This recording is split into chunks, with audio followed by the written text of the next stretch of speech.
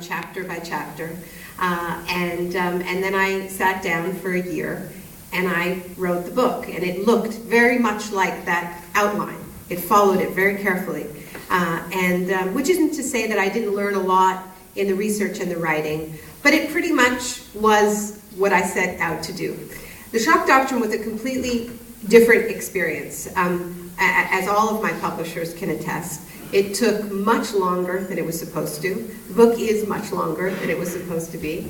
And the thesis changed dramatically over the course of the writing and research. This is a book that was changed by the research process quite dramatically.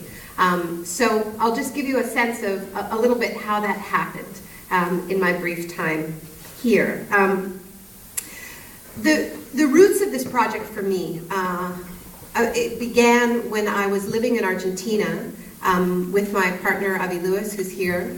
We were making a film, a documentary film called The Take, which was about what was happening in Argentina in 2002, 2003, when after the economy had collapsed, and there were all of these alternatives emerging in the rubble. And we ended up telling a story about groups of workers who occupied their factories that had been shut down, and they refused to be fired.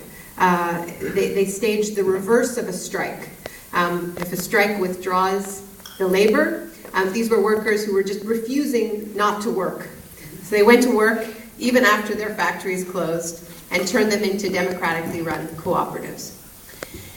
And it was a very dramatic moment to be living in Argentina because, of course, Latin America was really in the early stages of what is now seen as the pink tide.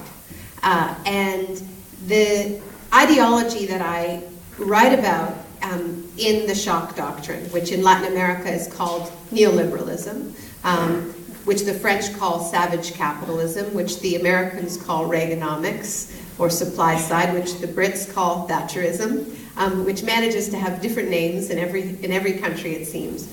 In Latin America, it's called neoliberalism.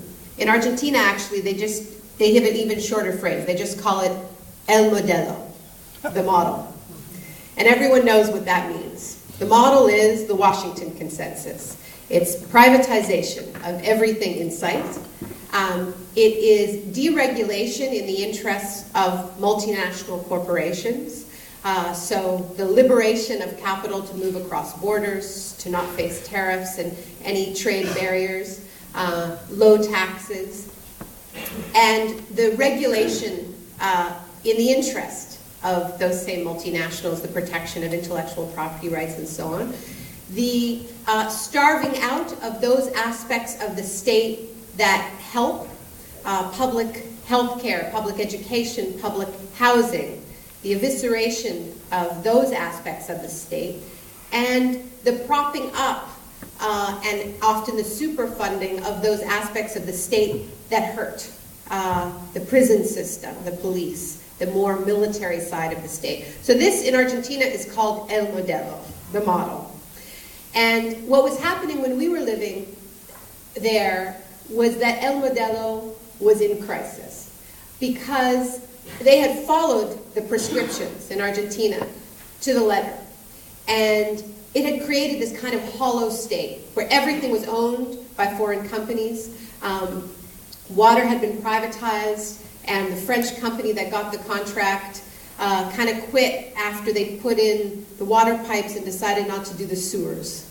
So every time it rained, it would turn into a flood.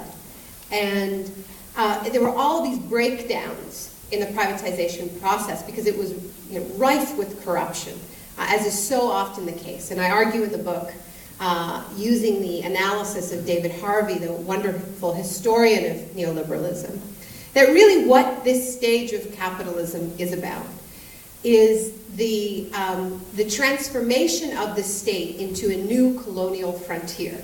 In Latin America, neoliberalism is often described as the second colonial pillage. The first colonial pillage was when the conquistadors came and stripped the wealth of the state, the natural resources of the land, the mines and and they opened up the veins of Latin America, in Eduardo Galeano's phrase.